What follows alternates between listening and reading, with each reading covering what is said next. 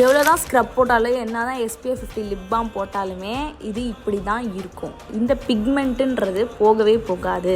இது அப்படியே இருக்கிற விஷயம். லிப் பாம் எதுக்கு போடுறோம்? நரிஷிங்காக இருக்கிறதுக்கு போடுறோம். அதுலேருந்து ப்ளம்பியாக பிங்காக ஆகும் அப்படின்றதுக்கெலாம் போடலை.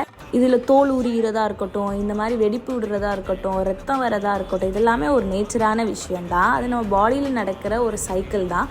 அது என்ன ஆனாலும் இப்படி தான் ஆகும் சீசனுக்கு ஏற்ற மாதிரி. நான் பண்ண மிஸ்டேக்லேருந்து 2 விஷயம் நான் சொல்லிடுறேன். ஒன்று, லிப் பாமே போடாமல் இருந்தேன், அதுலேருந்து எனக்கு பிரச்சனை. லிப் பாம் போட்டும் எனக்கு பிரச்சனை தான். என்ன பண்ணிட்டேன், காஸ்ட்லியாக போடணுன்ற பேரில் காசு செலவு பண்ணிட்டேன்.